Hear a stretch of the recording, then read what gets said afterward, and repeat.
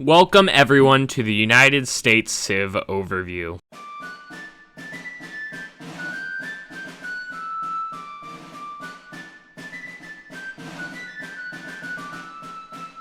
The United States is a unique civilization with a focus on a diverse economy and a military built around extremes.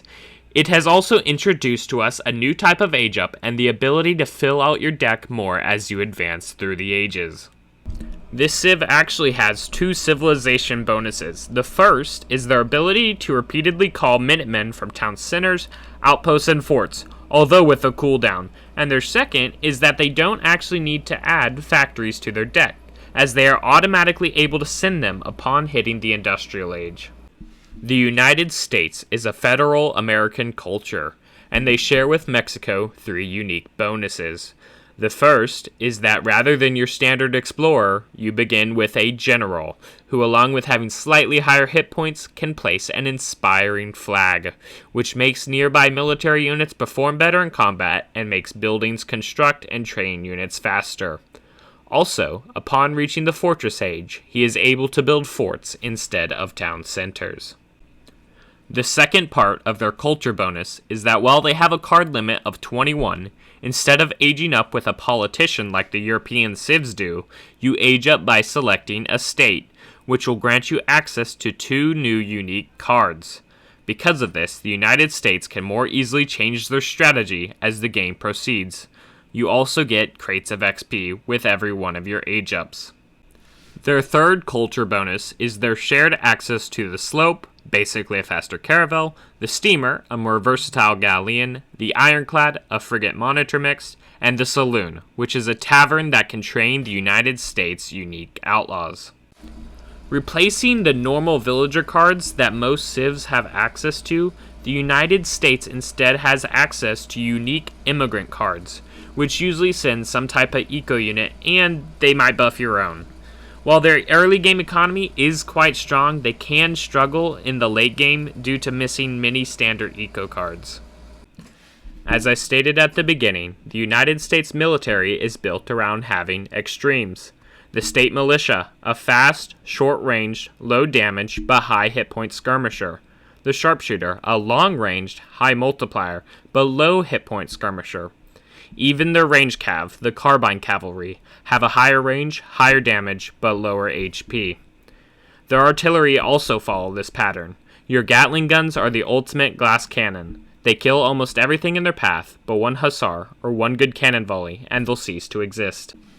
On the other hand, your heavy cannons will tank absolutely everything thanks to an Age 4 card, which not only decreases their build time, but increases their hit points by 20%. Don't mistake this for meaning they have no normal units.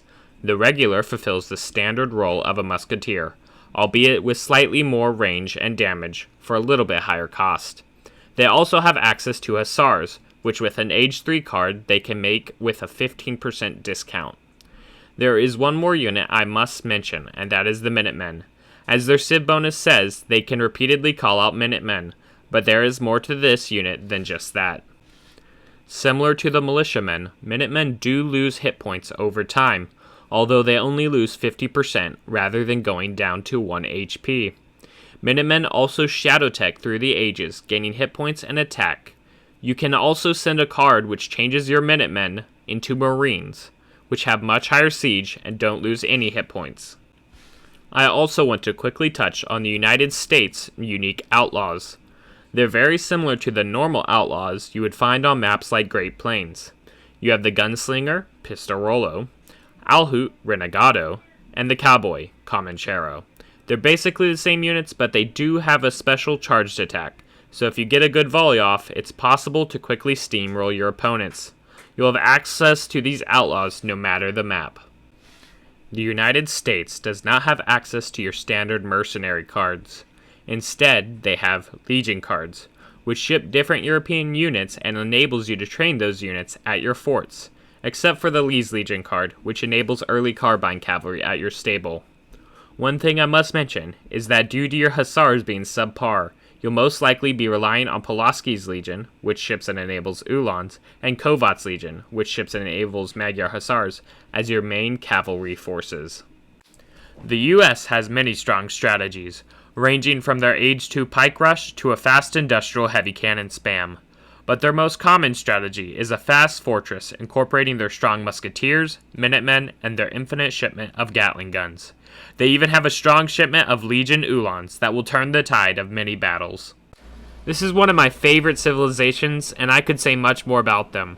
There are a lot more details I could have gone over, but I hope you'll take what I've given you as a start and enjoy exploring the Civ more for yourself.